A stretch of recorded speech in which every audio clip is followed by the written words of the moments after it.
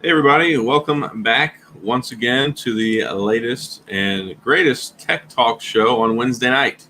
And as you can see, it's just me again right now. I don't know where Dan's at right now. Hopefully, he's getting a lobotomy because he didn't tell me he was going to be late. So, after last week, I might be in search of a new co host. You want to start sending in some resumes? I'll send them to my email or my Twitter DM. But lots of stuff has happened in the last week. Of course, last Wednesday, when we got to talking, it was the Unpacked event for Samsung. And then today, Microsoft threw us a nice little bone with the kind of formally announcing not announcing, but telling us when the release date is going to be for the brand new Microsoft Surface Duo. So it looks like it's going to be available on September the 10th, and pre-orders are already live, which is pretty fancy. What's not fancy is the price, because it's $1,399, starting out at 128 gigabytes of storage. So I'm not going to be buying one, but I know that there are people that are very much interested in them. And I mean, some of it's surprising and some of it's not surprising, but yeah, we'll talk about that in a minute. Hopefully Dan will show up in a few minutes. Jason in here tonight, Phil, 2&A Tech. Welcome, guys. Thank you all for showing up.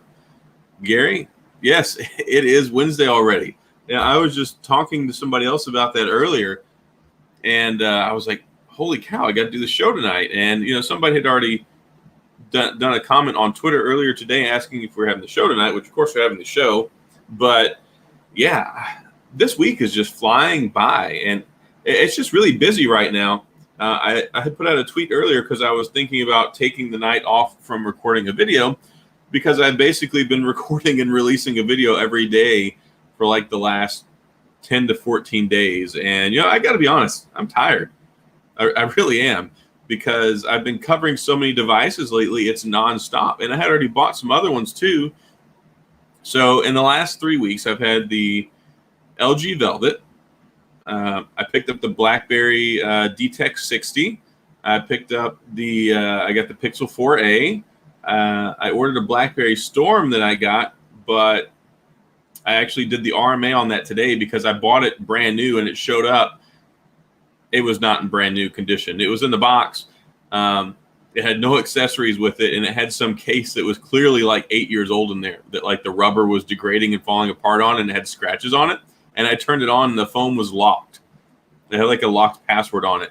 So I messaged the guy, and I was like, hey, dude, this phone is not brand new. He's like, no, it's a brand new phone. And I sent him the pictures, and I didn't get a reply. I just got the thing saying that my return had been accepted. So I don't really know what happened there. But I was actually really excited about that because I've never gotten a chance to use the BlackBerry Storm. So, yeah, we'll see. Hey, Tech Man, how are you doing tonight? So, yeah, so many other phones. I got the Z Flip 5G yesterday. I have another phone that showed up today. I also got the ZTE Axon 10 Pro last week. And I have another phone coming in like a week. So it's just so much stuff. It's like, oh, and I got the Galaxy Buds Live. So it's like unboxing, 72-hour review, full review, camera test. I went out on Sunday. Oh, there's Dan. I went out on Sunday and went downtown, and I took a whole bunch of pictures with the Velvet and the Pixel 4a so that I could do some review and comparison stuff. And, hey, there he is. Nice. My Surface says 8:15.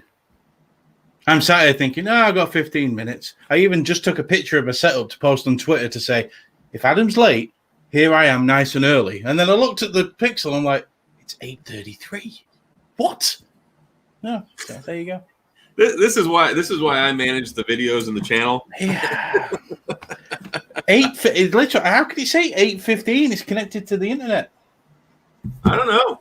Do you have auto time and update turned off? No, I have it turned on. Huh.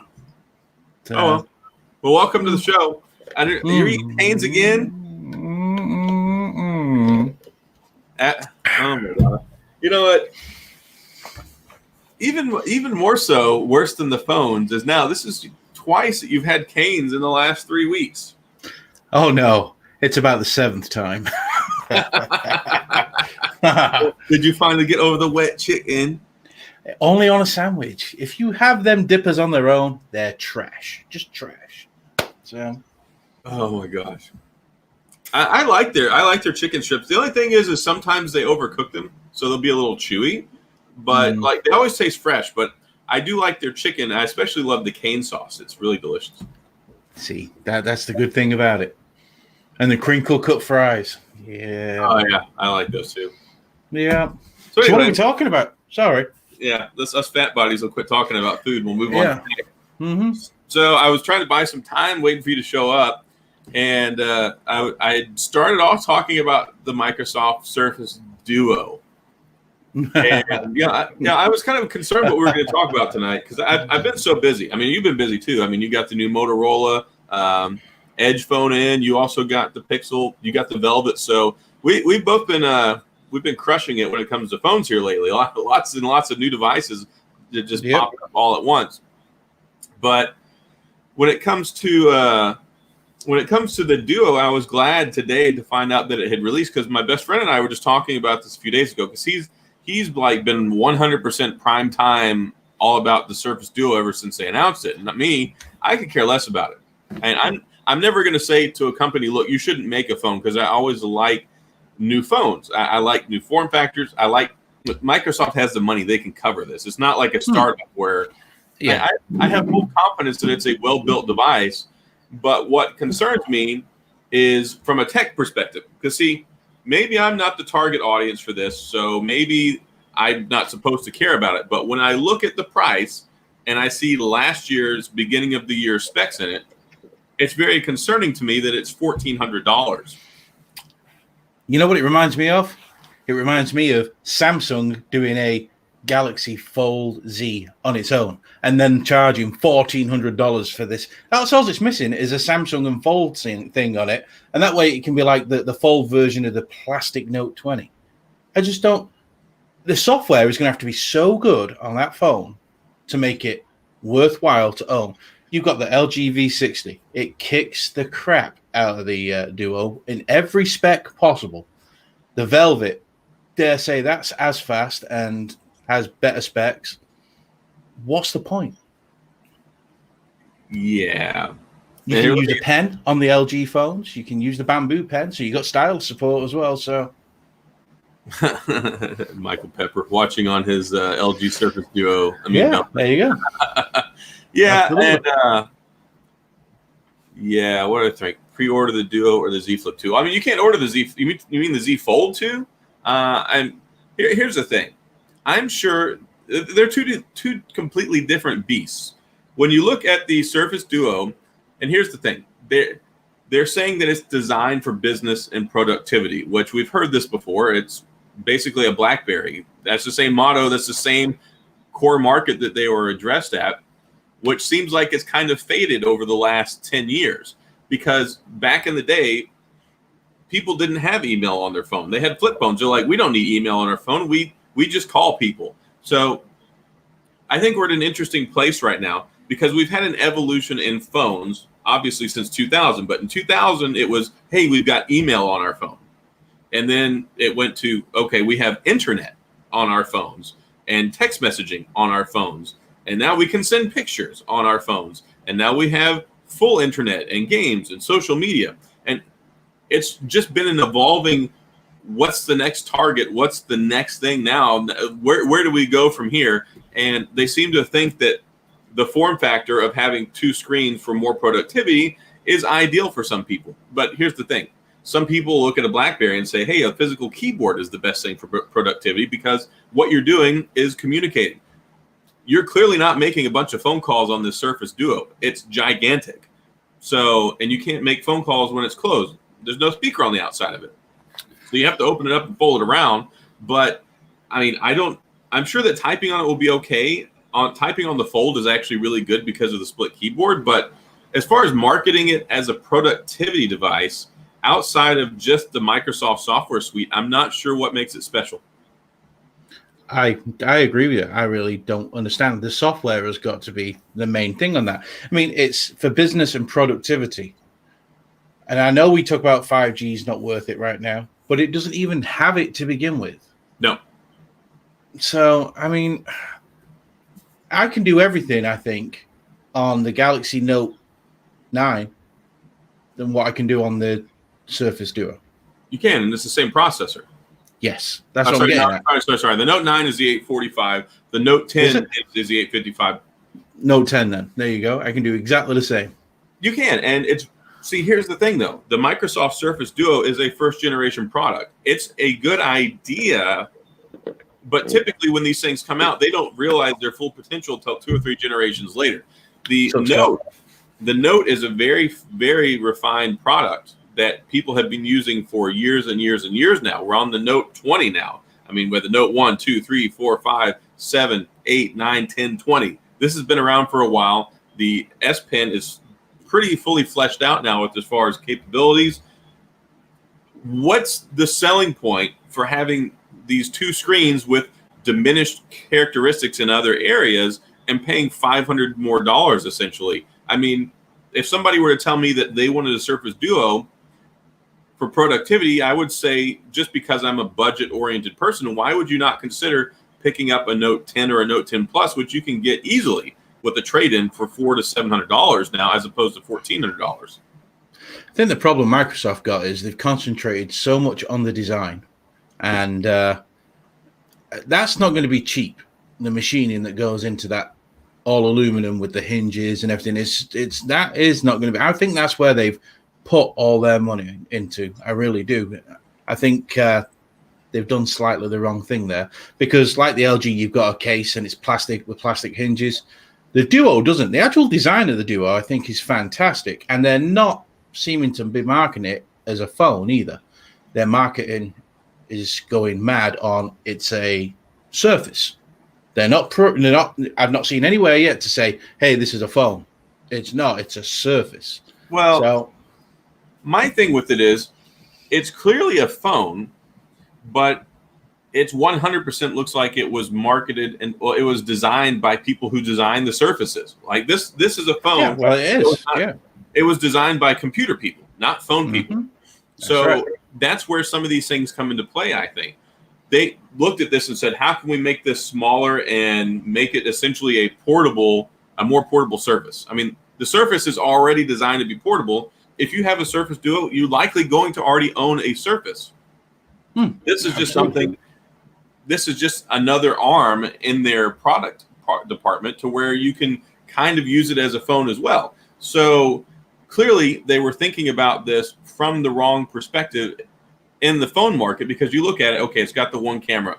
When people look at a $1,400 phone, they expect a robust complement of cameras. You look at anything that costs $900 and over, it has 3 cameras on it.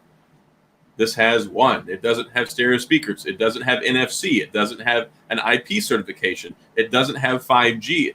The list goes on and on of things that you would expect to be in a phone of this caliber. But also, it seems like some of that stuff was probably omitted so they could make space to make it really, really thin, because it is super thin. I agree. I just don't think. I think they're being. I'll give Microsoft their due here. They're not marketing it as a phone, like I said. No, because who uses their phone as a phone nowadays? It really shouldn't be called a phone. No. So they're quite smart there in the fact that they're not marketing it in any way that it's a phone. So I can understand where they're going with that. It's the software. You just got to hope that. And I'm afraid for it, because Windows 10 isn't exactly great. So I don't have much hope for a Windows version of Android. I hope they do. I just don't think they will.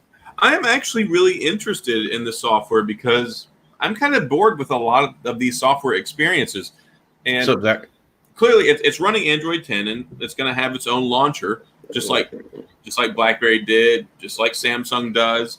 We're in a world now where if you've got a Snapdragon 855 Plus or higher, you've got the power you need to run whatever you want on top of Android 10.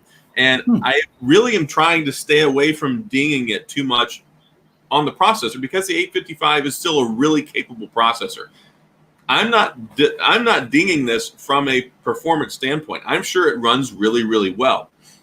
from a tech perspective and from my perspective, I'm just looking at A plus B. When you tell me that this phone is $1,400, I'm expecting top of the line products, top of the line components to be in it, and that's just not there, which is why I feel like, especially with a hinge as opposed to a much more expensive foldable display, why is it so much money? What throws me off right now, and I said this to you before, the Surface Duo right now is $100 more than the Surface Pro 7 i7 16 gig of RAM, 256 gig storage. Yeah.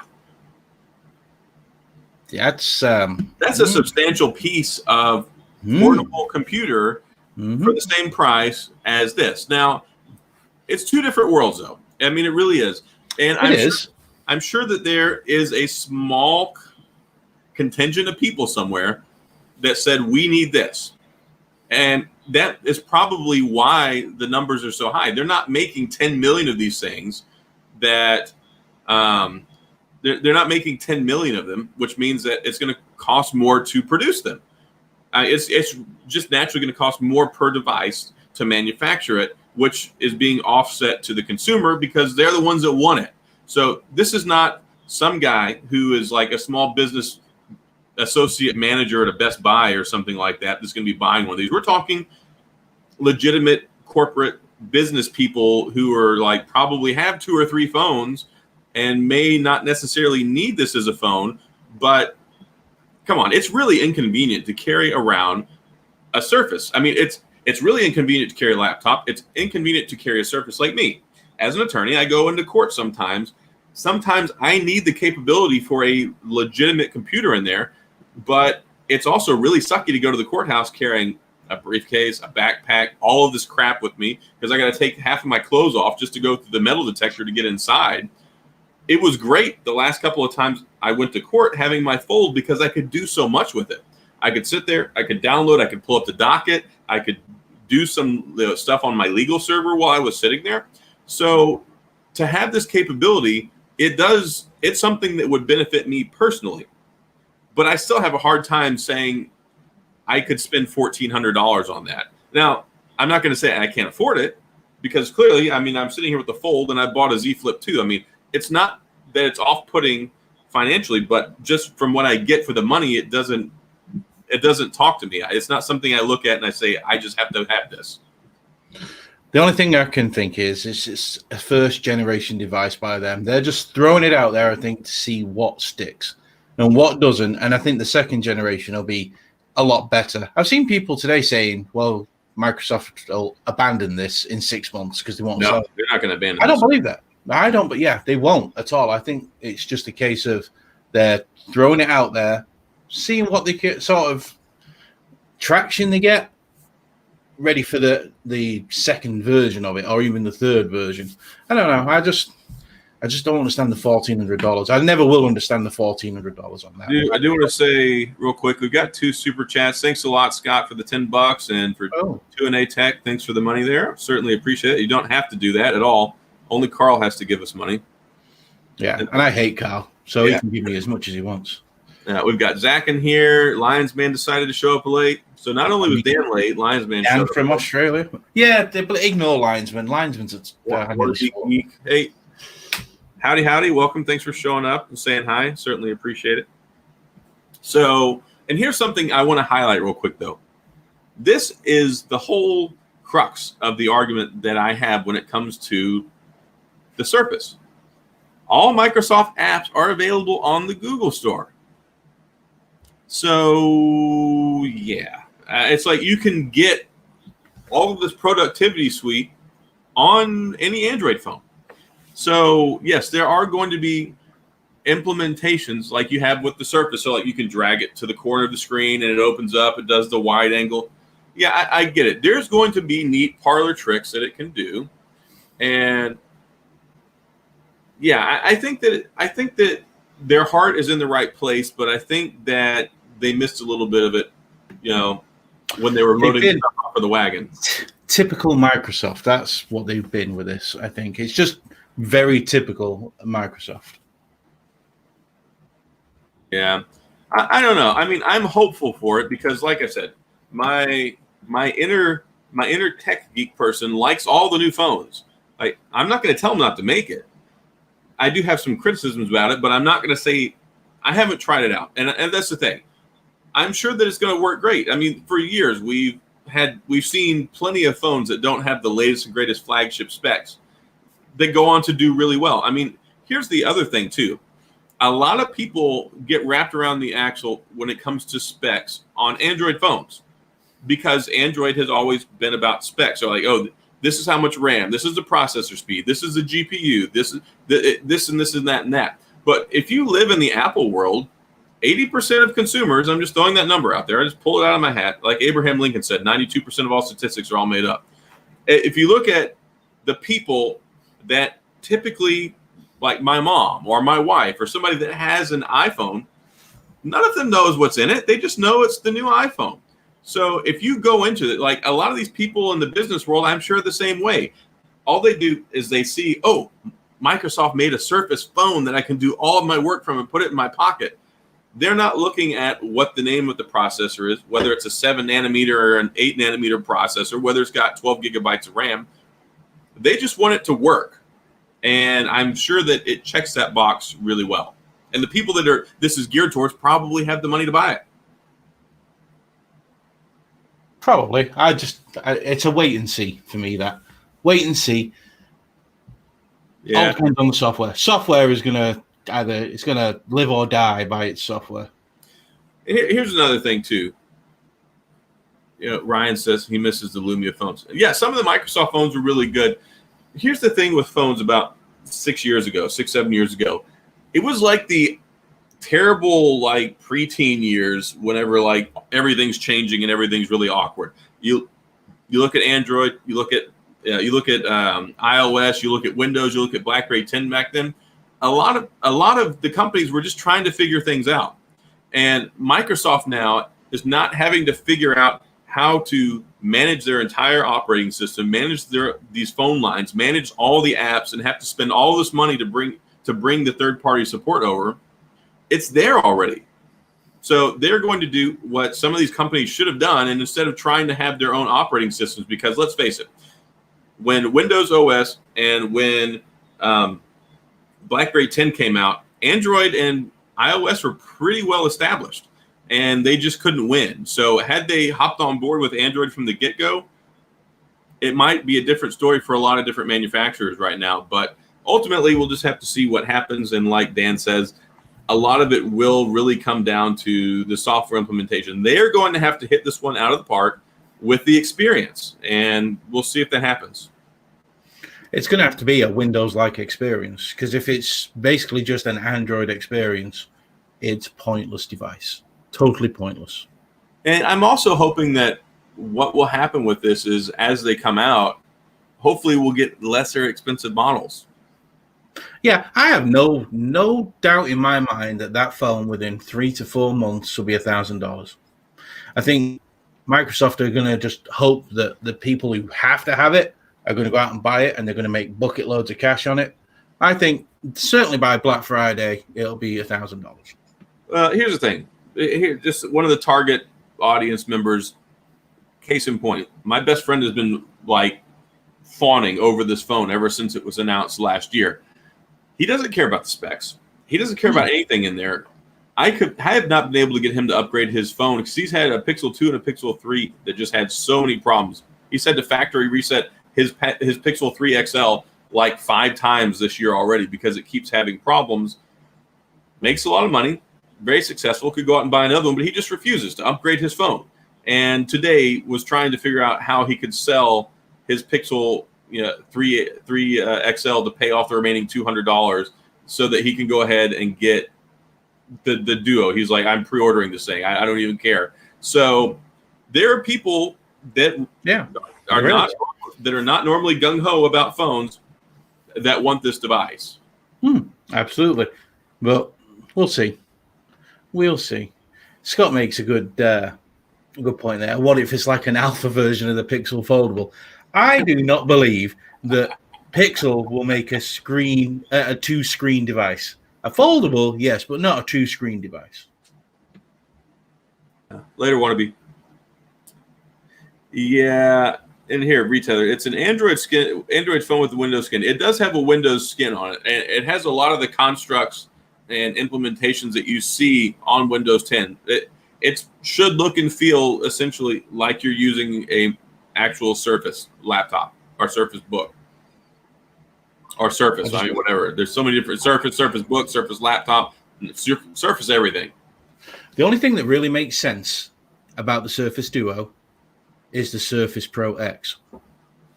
And that's the future. That is the future going forward, I have no doubt. So maybe these are like, that was a first generation. This is a first generation. It's something that's going to marry together. And it's the only way they're going to keep up with Apple in the long run. I can't wait until we have like quad folding devices. Like you'll get your laptop, and you'll fold it this way, and you'll fold it this way, and you'll fold it this way. It'll be like undoing origami. Mm-hmm. Yeah. So I don't know. I think cool. I think we're entering an interesting phase in the mobile world because it's funny. For the longest time, everyone's like, "That needs to go away. That needs to go away." It's either the way Android does it or the way Apple does it. And now we're starting to see a lot of companies that are kind of creeping their way back in with these different form factors because the market is so saturated with all these identical slab phones that nobody wants all of those anymore. It's like we had all these options. There was like 50 million people making phones and all these different shapes, all these different sizes. And then it's like, no, this has to be the way. And now we're kind of diverging back out again, even to the point where crowdsourcing can give you some options. Like if you look at the Unhinged Titan here, people said that Blackberries and keyboard phones are dead. There's still enough people around for a small company to make something like this. Or you look, people like, oh, foldables are the way of the future. You look at the Samsung Galaxy Fold or the Flip with their foldable display.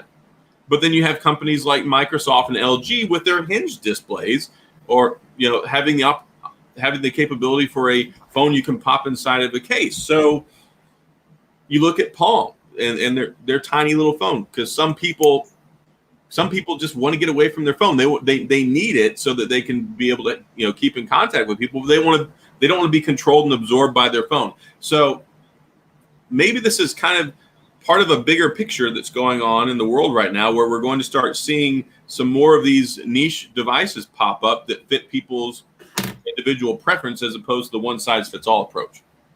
Maybe, but we'll find out. We'll find out. You know what I want to mention, and I want to know whether you've been and looked it up, that Oneplus went and made Samsung One UI for the Oneplus. I looked at it for about 5 seconds earlier. They're calling it what, like hydrogen now? They may as well just call it One UI because. Yeah, well, you're the leading expert in this chat when it comes to OnePlus UI right now, because I don't know anything about it. I just know that you messaged me earlier and you're like, WTF, mate. And then I saw that some other people were making fun of it. I'm like, all right, so basically it looks like OnePlus went out and changed their operating system to copy the One UI design. Absolutely. And it's the third version of the beta for Android 11. So 1 and 2 was still Oxygen OS. 3's dropped today, and it's One UI. It's like, why would you do that when you built on your brand on something that's been so well received and people say it's the best version of Android out there, and then you go and make it One UI? There are a lot of people that really, really love Oxygen. And it's great. I just got introduced to it with the OnePlus 6T because I never had a OnePlus prior to them, because quite honestly, I had trust concerns and issues that they weren't farming my data or sending it places because they just had problems with backdoors and exploits on their software. So once they finally got on the U.S. carrier and T-Mobile, I decided to go ahead and pick up the 6T. I liked it a lot. And then I loved the 7 Pro. The 7T was in. And I liked the 8 Pro, which we didn't get here. We got the 8. But one thing that I absolutely love is Oxygen OS. It is so good. It's so fast. I like that it's called Oxygen because it's like a breath of fresh air. It's refreshing. It's so nice to hop on there, and there's no bloatware. There's no garbage. There's no lag. There's no extra animations. It's just super. Not anymore. Well, even Drew, they're adding bloat to it. They're adding extras. And they're hoping to become more mainstream and be more attractive to the casual buyer. And that's fine. I mean, I don't necessarily discredit their effort to try and improve their experience to be more appealing. Here's my thing. I haven't used it. I haven't even seen what it looks like yet, other than one or two images I saw where it basically looks exactly like One UI.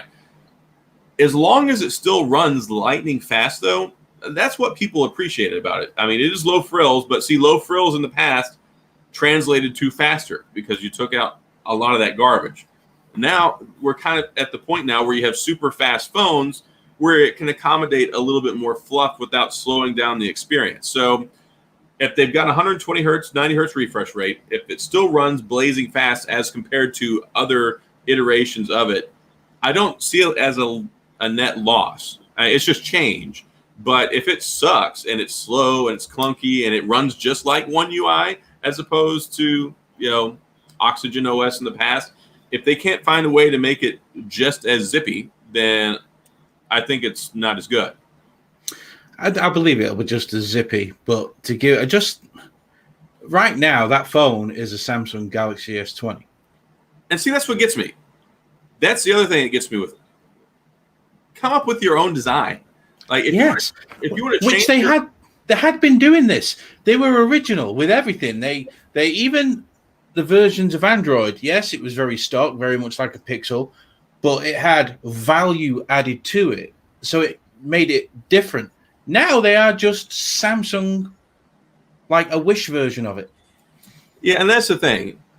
That's one thing I kind of liked about OnePlus. Like, you could see where they borrowed some ideas from different places, but it wasn't so much that it's like, all right, this looks exactly like this phone. And when you get a lot of popular, Chinese companies, they like to copy Samsung.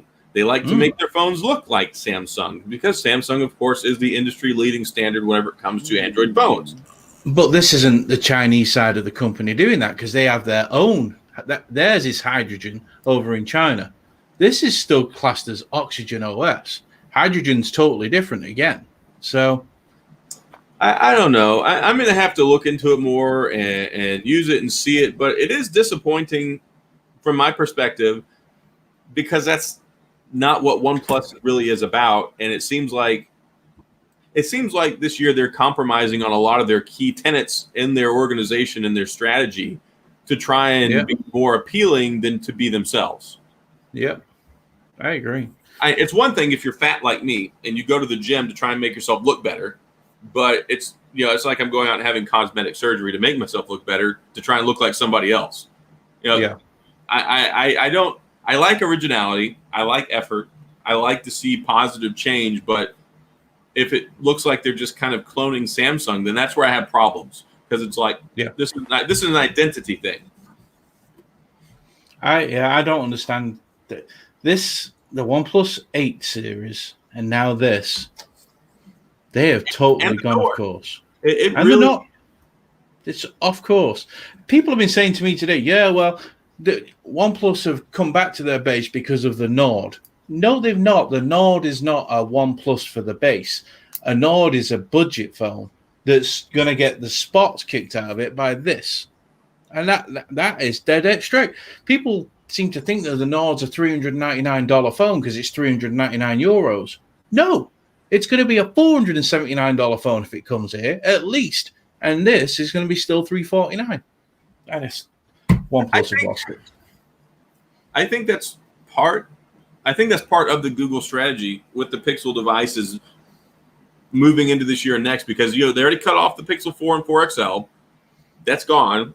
They're going with the Pixel 4a now and moving towards the 5 and trying to compete in this mid-tier sector, but still give you a lot of the performance and the value that you would get in a flagship. And most importantly, not compromising on the camera experience, which is what Pixel is known for. So they're going to be already ahead of the power curve, because if the Nord does come over here, like you said, it's, I believe, in many ways inferior to the Pixel. And the Pixel is already here for $350, and the Pixel 5 is going to be much better than the Nord for a little bit more money. And still, even though OnePlus has made inroads in the United States over the last year or two since they got on carriers, the name still does not instill the confidence and have the attention of the American consumer when it Google versus OnePlus. Absolutely.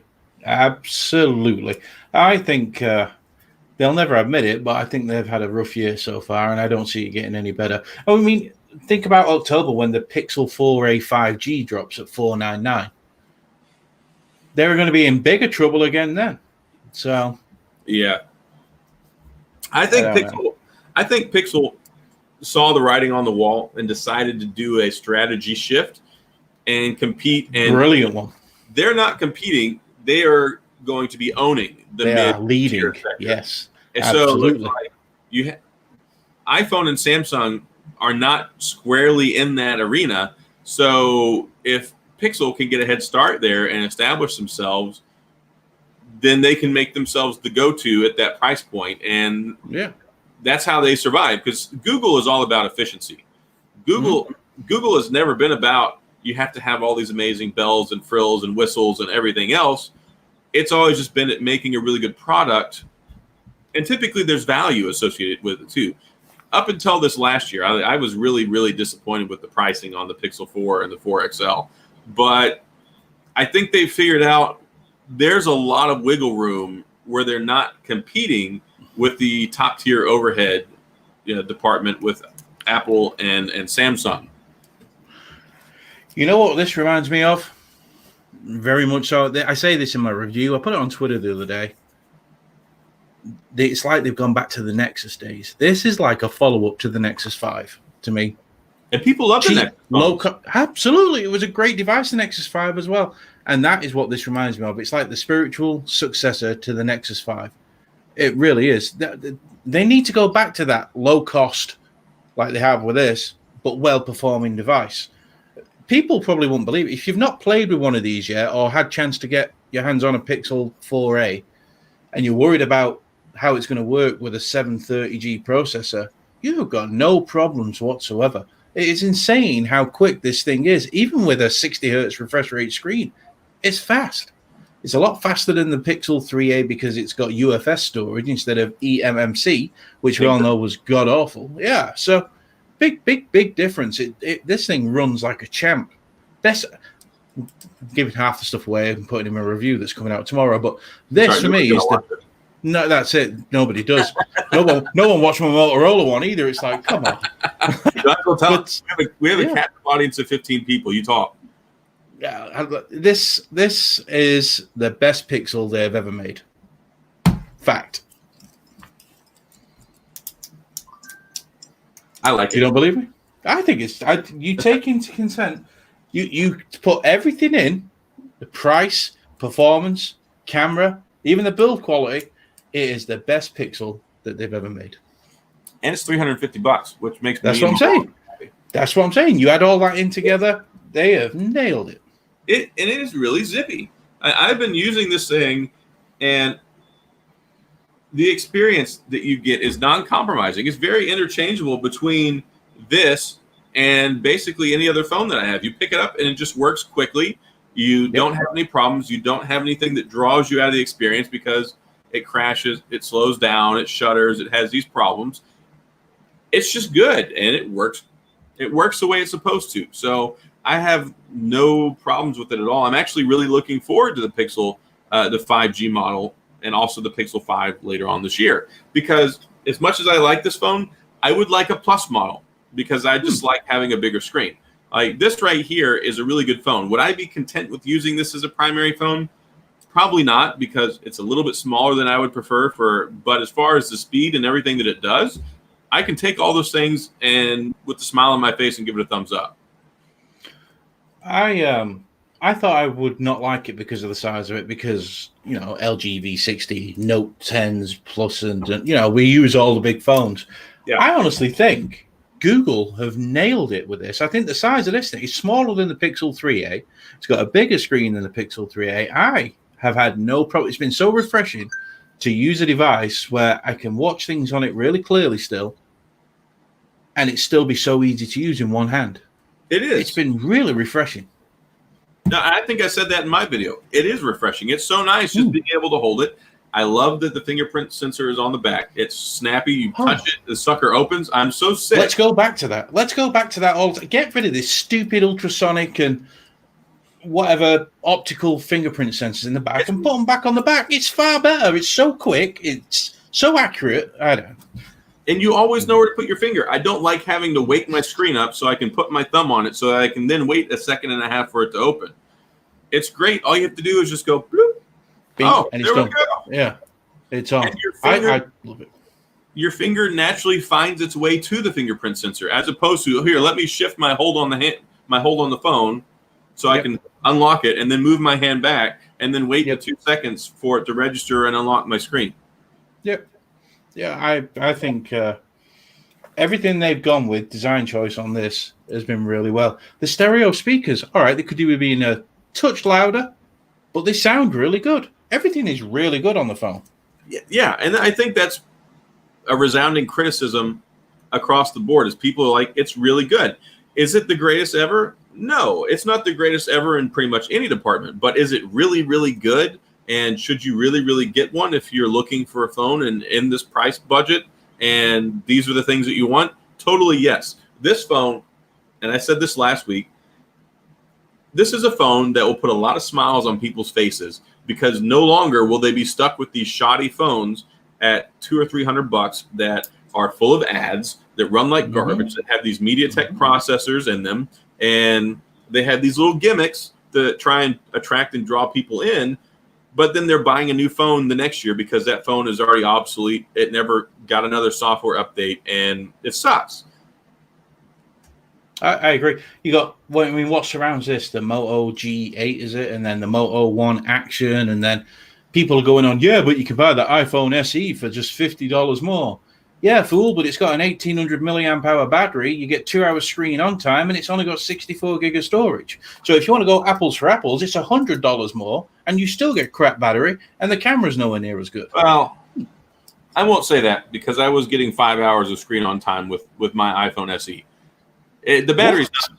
Yeah, I got 5 to 5.5 hours every day. I said that in my review. Now, as long as you have True Tone on, because you know to adjust the brightness and all that stuff, but I got 5 hours out of mine every day. The only time I ever got less than 5 and I was around like 4.5 is if I just sat there and I ran the video for a really long time. But for day-to-day use, I got 5 hours out of it every day. Was I getting 6? Yeah. Not really, but it's very on point with 4.5 to 5, even up to 5.5 hours. It's still not as good. First person have heard that. It's not as good, which is amazing because of all the battery problems I have with phones because I kill them so quickly. Yeah. No, I don't think I ever got less than 4 on it. But the thing with the iPhone, some people just want iPhone, and if you want without a doubt, if you want an iPhone, it doesn't matter if this is the best Android phone in the world because your heart wants an iPhone. If you want an iPhone and you want to spend $400. The iPhone SE is an amazing phone with great value and will make you happy. But if you are on the fence about what you want and you want something that kind of falls into these price categories, the Pixel 4a, in my mind, is it. And it does beat the iPhone SE in the camera department. It does beat the iPhone SE in the battery department. It beats the iPhone SE in the screen department. And there's a lot of places where it checks boxes that the iPhone SE doesn't touch. But you also get the robust ecosphere. You get iMessage. You get iTunes. You get the iCloud storage. You get Apple TV. You get all of these things that people care about in the Apple world. I mean, I'm still using an iPhone 8 Plus. iPhones don't really do anything for me, and I still like having Touch ID. Perfectly fine. You can have an iPhone that's 4 years old and it still works like the one that comes out today. That's one of the beauties of having an iPhone. But I don't think they necessarily compete directly head-to-head because they're targeted towards two different people. Yes and no. I mean, the processor is obviously a lot better in the SE. Yeah. And you're probably going to get more updates out of it. But I still think the Pixel is a better buy. I really do. No, at $350, totally. I think that it is. But most people that can afford a $340 phone can afford a $399 phone. People aren't looking at these phones and making a decision based on $50. They're making a decision based on what they want out of the phone. So that's why I think they're not these aren't marketed at a price point. These are marketed towards two different types of people in the same price range. Yeah, true. I don't know. You know what's interesting about this? I can't wait to see someone put it up against the $1,000 Note 20. You know, I can't wait. That tweet I put out last week basically went viral. I got like 600 retweets, like 4,000 likes. I had Samsung Knights out the woodwork coming after me in Twitter because I said this phone is $399 and has this, and this. This phone is $999. And one of these companies is doing things right, and the other one is basically smoking rocks. And absolutely. People are like, "Oh, the Note 20 is a way better phone than the Pixel." I never said that. Never once did I say that the Note was not a better phone. I said that this is what you get at this price point in this phone and in this phone, which are very similar. And one company is charging you $350, one is charging you $1,000. There should not be a $650 disparity between the areas in the middle that people are fighting over. You can buy $50 more 3 Pixel 4As. For that one. Three Pixel 4A for one Note 10. And you know what? 20.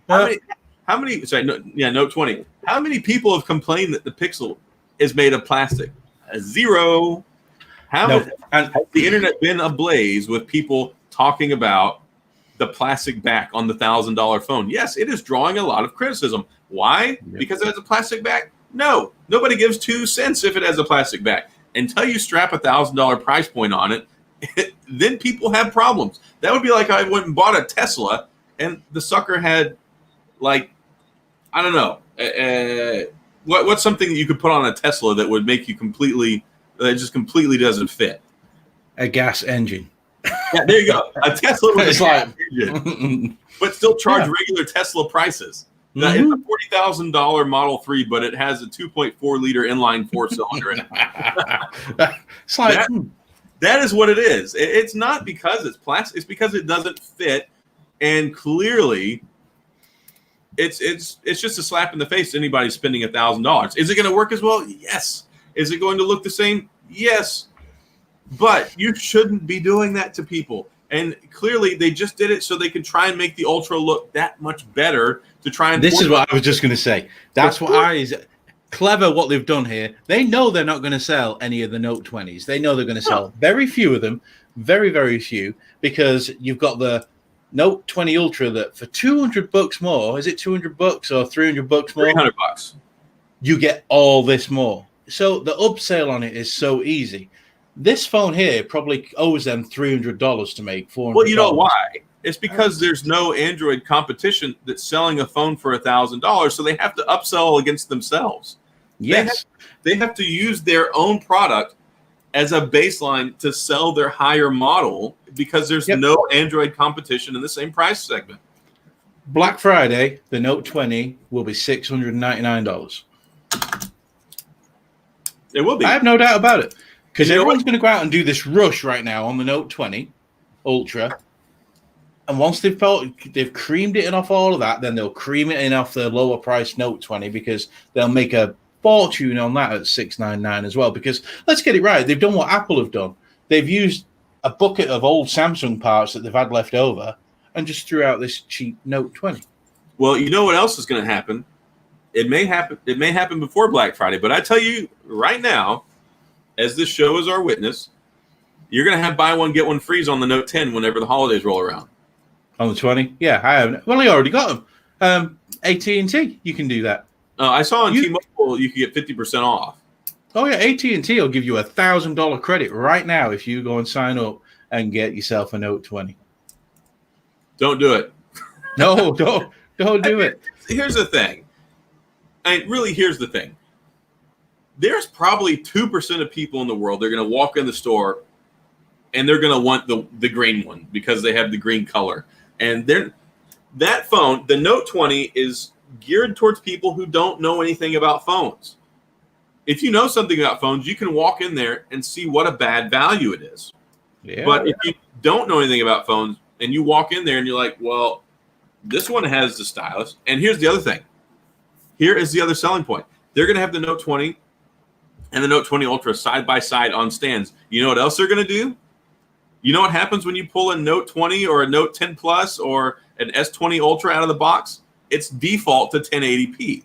So they're going to see these two phones right next to each other where the screen looks exactly the same. They don't know it has a plastic back. All they know is it has a stylus, and it's the brand new Note, and it's got a really good financing special, and there's going to be probably just enough people that walk away with these things thinking that they got a good deal because the other one's so much more expensive, and they do the same thing. Can I just touch on this again? Yeah. This $349 to $999. If you go to Best Buy, it's only $299. So it's $700 cheaper than the Note 20. Yeah, but what I'm telling you though about the Note 20, that's how that phone will sell. Yeah, it will. Absolutely. People don't know any better. They're going to go in there and they're just going to say, "Oh, it's the new Note," and they don't know it's been gimped. Yeah, which is sad. I just don't get it. Well, I've not heard one person say, "Yeah, that's good value for money." Unless no. And see, I called this earlier because I told you Samsung is the new LG.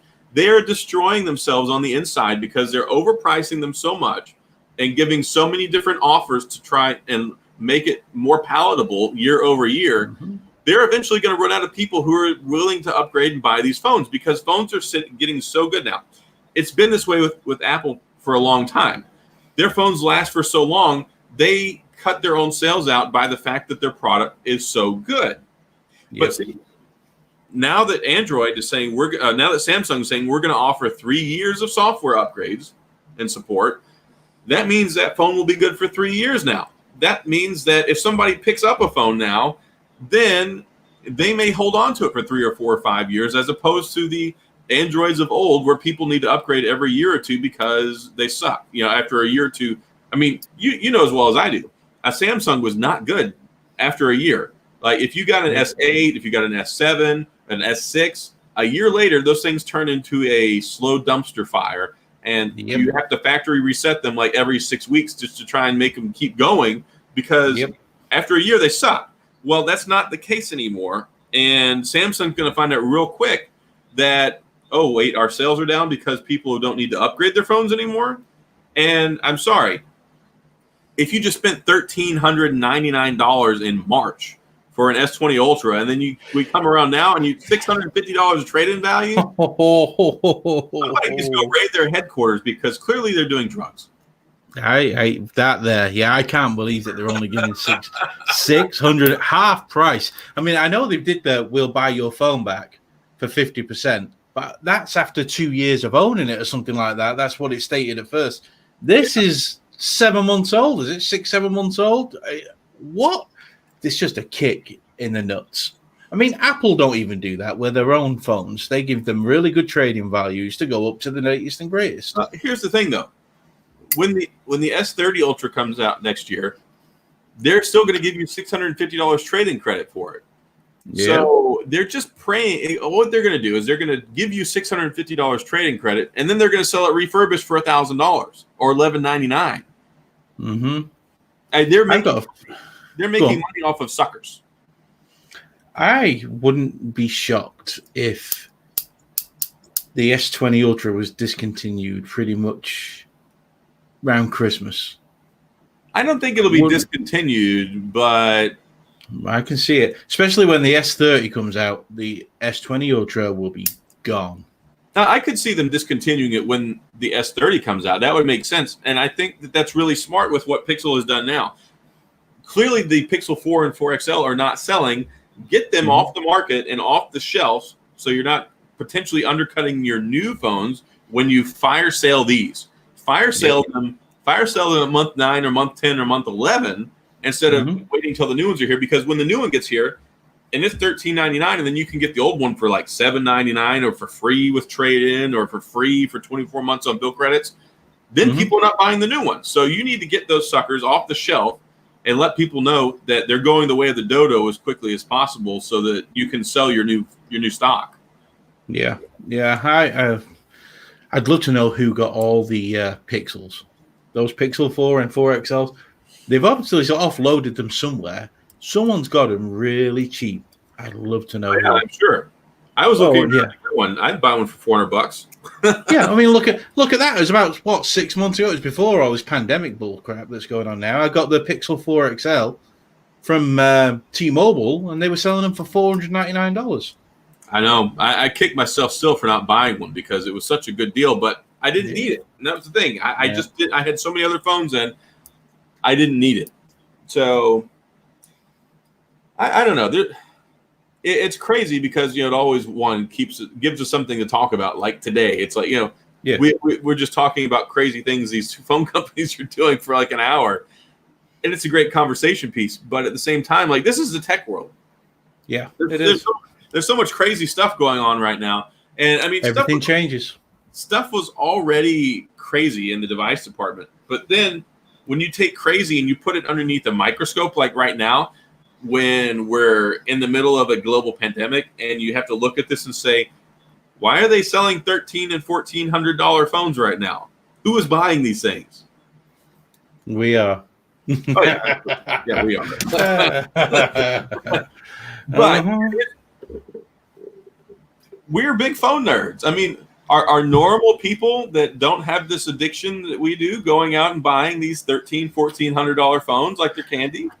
My dad isn't. My dad is a phone nerd. I made him a phone nerd late on in life, and he has the Note 10. I think I told you I gave him my Note 10 when he was over here last year. Yeah.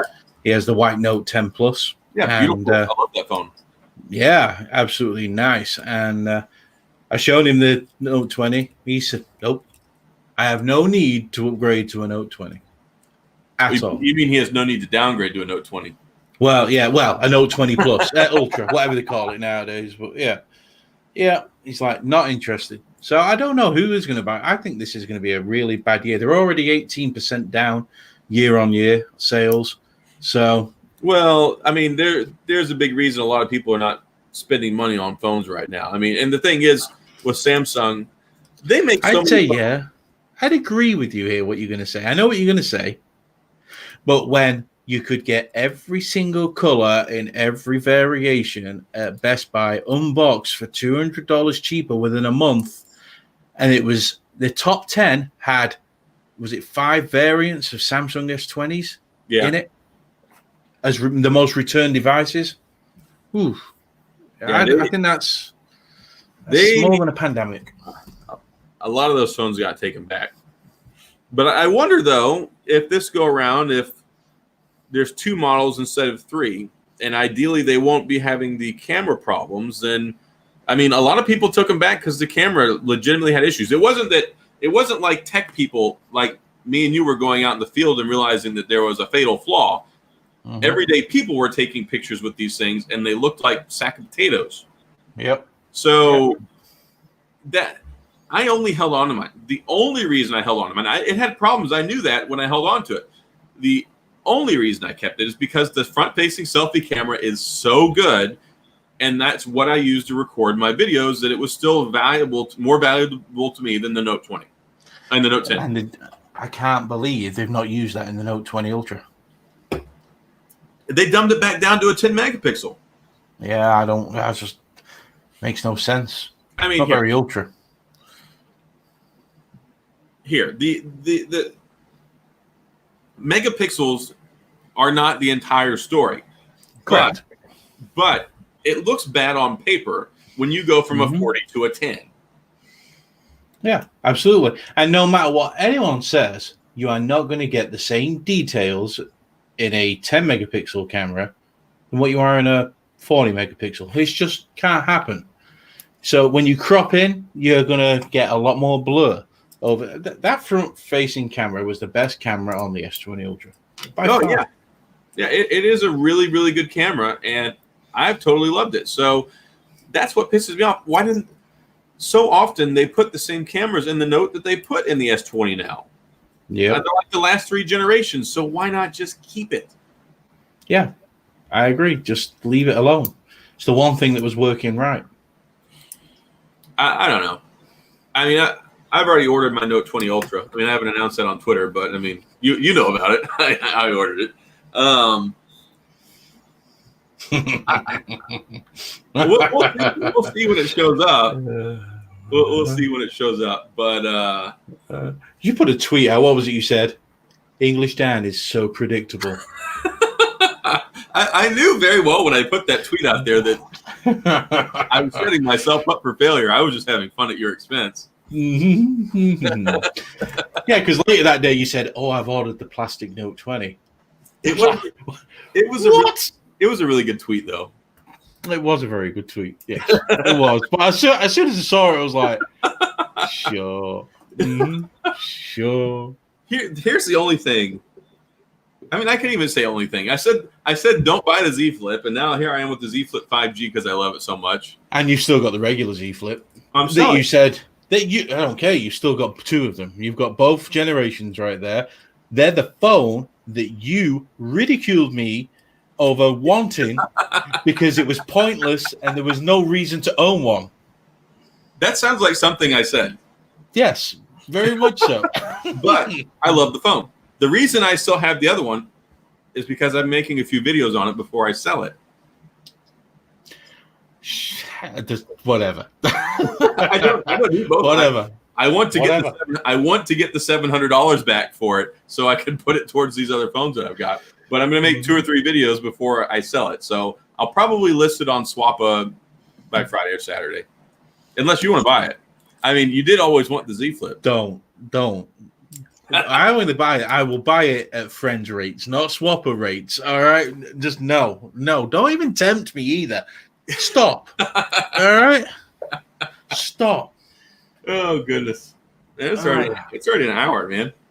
I know, right? It's going quick. I was just looking at it there. According to my Surface, it's only 9:13 p.m. You keep calling it your Surface. You mean your Pixel?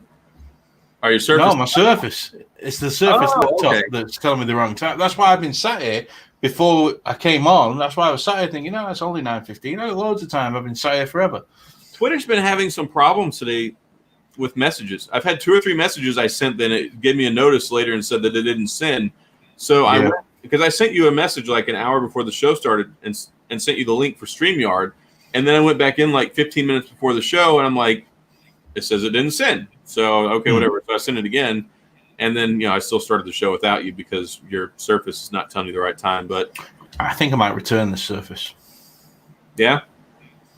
I don't know whether you see it, but my camera seems to have been really jerky. I think it's hot as well. It's really hot, and all I'm doing is streaming. Well, streaming does make computers kind of hot, especially. I mean, even like I don't know what it is, but even like some of the Apple computers, it makes them hot. Like on the. That's one of the reasons why Tech King Mike upgraded his, because it would lock up in the middle of the stream because it would overheat just from streaming.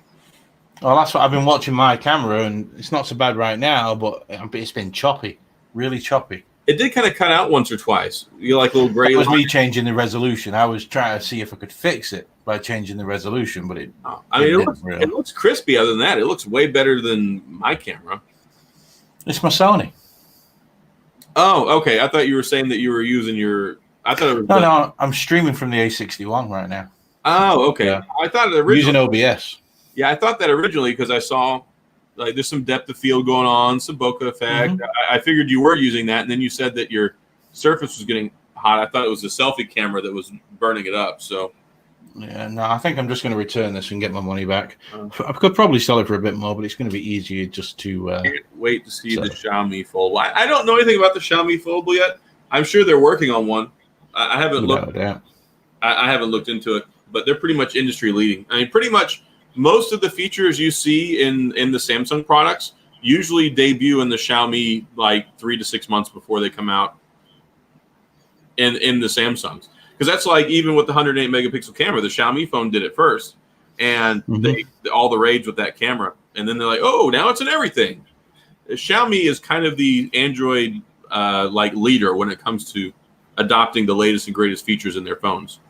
Yeah, at low cost as well. Yeah, really low cost. I know. I did get like a wink, nudge, nudge that there's going to be something. Like they said, pay attention because there's going to be another product coming out soon that's going to, I think, be global availability. Not like the new phone that they just done today. No, not that one. I asked about that one, and they're like, sorry, that one's only for over here, but stay tuned. We have something else coming out in the near future. So and I'm hoping I'm going to get my hands on that one. I've got maybe I'll message her again. Huh? I've not messaged her ever since, so maybe I should make myself. Yeah, she follows me still. I got that Me TV that I'm wrapping up my review on probably for this weekend.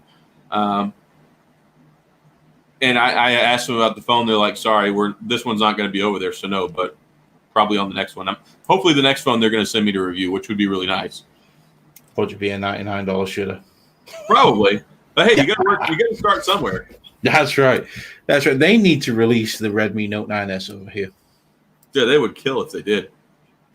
I mean, that was $227. 6 gig, 128 gig, Snapdragon 7. Was there 725G in that or a 760? I can't remember. I think it was a 725. Either way, it was fast. It was really fast. Anything in a 7 series is quick. Yeah, I mean, it was unbelievably quick. I had an LCD display, but it wasn't a bad one either. They need to. Well, I suppose they don't need to now. Google have decided they're going to give phones away. But if they came over here with a range of phones between $200 and $350, $400, when you look at that Mi Note 10, I mean, that was $400, I believe, when it first came out, $425. Yeah, with the 108 megapixel camera on it, and OLED screen. And this new Mi Ultra looks fantastic. Like it really does. I hate Mi UI, and I want one. Yeah, it really does look good. Like, there's not a lot of phones that really inspire me to look at trying to buy one and have it imported. And that one is, look, dropping $1,400 on a Note 20 Ultra or dropping like $700 on a Mi 10 Pro Ultra, whatever in the world it is, it's basically the same caliber of phone. And it's ridiculous that we have to pay these Samsung price tags. It's like, I know that a lot of people are anti the Chinese market when it comes to certain products, and I mean, with certain respects,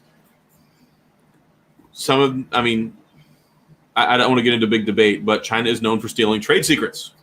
Yes. So there are concerns with their devices, their wireless infrastructure getting embedded into different countries, because then it opens up straight piped information that they can try and exploit right out of the stream instead of having to worry about getting it from people's devices. They can just snatch it out of thin air and decrypt it.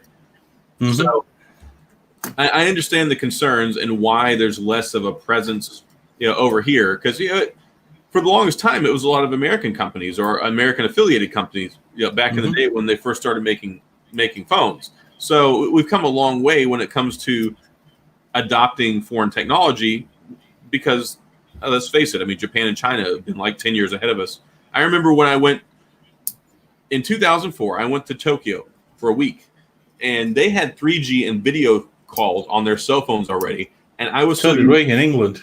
I was still using an LG flip phone over here. So I had an LG flip phone with a video camera on it, and we had 3G, and we could do full-on video calling over 3G on a flip phone. Yeah, we didn't get that capability till like 4 or 5 years later here. Like the United States, it's still behind. We've caught up a lot, only because we're buying phones from overseas directly inside of carrier stores here now. Yeah. I mean, for the longest time, it was like Nokia and Sony Ericsson, and that was like it. You could get one phone that had Snake or another phone that had Snake. Yeah. When I came over in 2006, I was shocked at just how far behind, because the United States was so far ahead in other electronics, TVs, video games. Everything came out first in the United States, but your cell phones were absolutely terrible. I got my first BlackBerry in 2005, and it was running on 2G internet. And it wasn't until 2008 that BlackBerry, I believe, even got a 3G in their phone. Yeah. So it was just, it was we were way behind. Now I think we're fairly well on par now in a lot of areas. I mean, there's still a lot of ways that the stuff has been implemented in society, I think, that are more mainstream.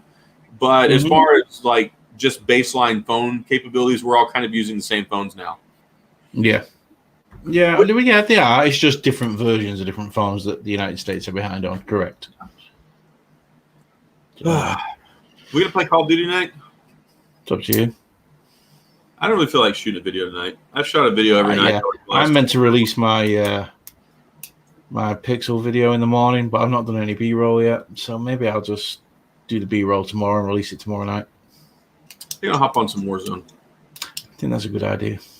All right. Well, we're gonna play video games, so it's been great hanging out. Yeah. See you guys. Thanks. Bye. We're already 10 minutes over time, but thanks a lot for y'all coming and hanging out with us. I'm glad I'm glad Dan showed up within 5 minutes instead of half an hour this week. Yeah, well, technical difficulty. This week it was so easy to set OBS up. It took me like 2 minutes. Bang, done. So I need to set mine up. I got to order that dummy battery this week. I get paid on. Yeah. I'll probably order another one. It works better through OBS than it does through the micro HDMI cable. Let me tell you. Well, I'll give that a whirl. I want to get mine working for next week. But thank y'all so much for stopping and hanging out with us tonight. It was a good show tonight. There was a lot of good stuff to talk about. And yeah, we'll see what kind of crazy stuff the tech world gives us to talk about next week. I'm not sure what we'll talk about next Wednesday, but for certain we'll be here. We'll have the show going, and hopefully this has been worthwhile for y'all, and y'all come hang out with us again next week. But we certainly appreciate y'all taking the time to hang out with us tonight. It's been great. Look how nice Adam is. I don't care. See ya. All right, so thanks a lot. Y'all stay safe. Just kidding. I'm just kidding. All right. Y'all stay safe and have a great rest of your week. And we'll see y'all guys next Wednesday. And, of course, I will be doing my Friday night block party on Friday night. So I might join this week. I didn't last week. I felt terrible, but, it's just the way it is. Yeah, Friday night's fun. So Friday night at 9 p.m. Central Standard Time, Friday night block party, y'all. Who knows who's going to show up this week, but it'll be fun. So we'll see y'all then. Y'all have a great week, and catch y'all later. Laters.